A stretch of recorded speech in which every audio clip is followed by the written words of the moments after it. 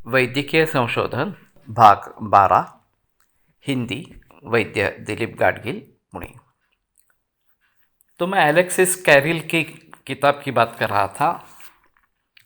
उन्होंने जो विचार प्रस्तुत किया था कि आधुनिक वैद्य कभी भी मानव तक पहुंच नहीं पाएगा, मानव को समझ नहीं पाएगा, क्योंकि उसकी जो साधन सामग्री है वो अधूरी इस प्रकार की है।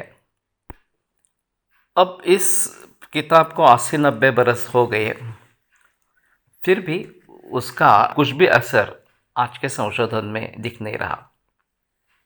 हम केवल और केवल भौतिक स्तर पर ही विचार कर रहे हैं। आधुनिक वैद्यक जो काम कर रहा है वो केवल भौतिक स्तर पर ही काम कर रहा है।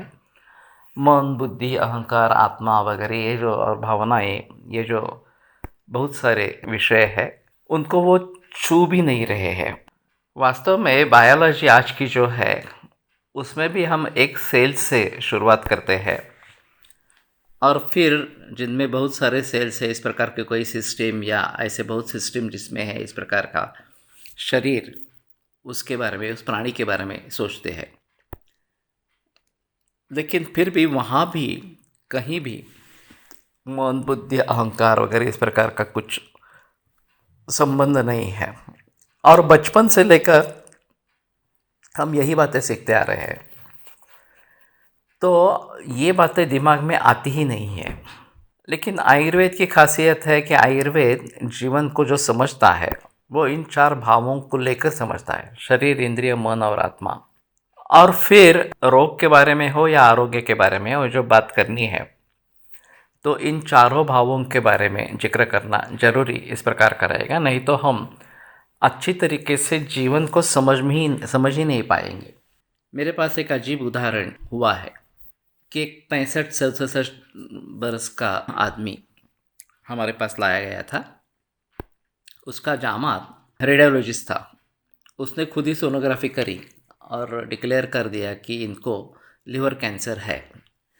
हम तिलक महाराष्ट्र विद्यापीठ में संशोधन कर रहे थे कैंसर के ऊपर। तो हमारे साथ एक ऑन्कोलॉजिस्ट था। तो उसने पूछा कि बायोप्सी या रेफरेंस का रिपोर्ट्स मुझे चाहिए। तो रेडियोलॉजिस्ट ने मना कर दिया। उसने कहा कि मैं डेडली अगेंस्ट टू बायोप्सी और रेफरेंस के, क्योंकि ये डिसीज़ को स्प्रेड कर देगा और इसलिए मैं नहीं करना चाहता, लेकिन मेरा निश्चय है कि ये निश्चित रूप से कैंसर ही है। तो उन दोनों में झगड़ा शुरू हो गया और फिर दोनों अपने बात से पीछे नहीं आ रहे थे। तो मैंने मध्यस्थी की। मैंने कहा कि ठीक है, हम इस केस को अलग तरीके से ट्रीट करेंगे, हमारी दूसरी ओपीडी है वहाँ पे ट्रीट करेंगे, उसको कैंसर प्रोटोकॉल में नहीं लेंगे इस प्रकार से। लेकिन लिवर कैंसर है या नहीं है ये जानने के लिए और कुछ तरीका है क्या? तो ऑन्कोलॉजिस्ट ने से कहा कम से कम अल्फा पिटोप्रोटीन ये ब्लड टेस्ट तो करवानी चाहिए थी। वो की, वो 40 निकली। तो उसका कहना था नहीं, 40 का कुछ मतलब नहीं है, ये कम से 1000 से ऊपर होना चाहिए तो कैंसर हो सकता है। हमारी ट्रीटमेंट शुरू हुई, उनको केवल दूध पे रखा। 2-3 महीने के बाद उनका रिपोर्ट आया कि वो 2400 इस प्रकार की हो गई थी अल्फा पिटोप्रोटीन।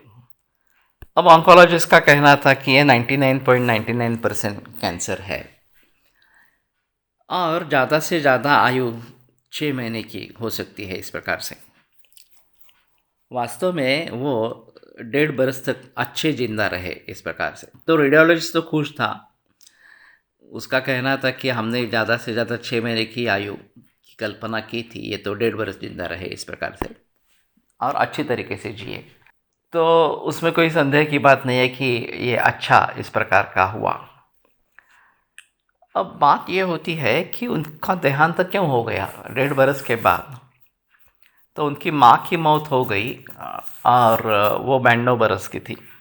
और फिर जो सदमा हुआ उसके ज़रिए इनका देहांत हो गया।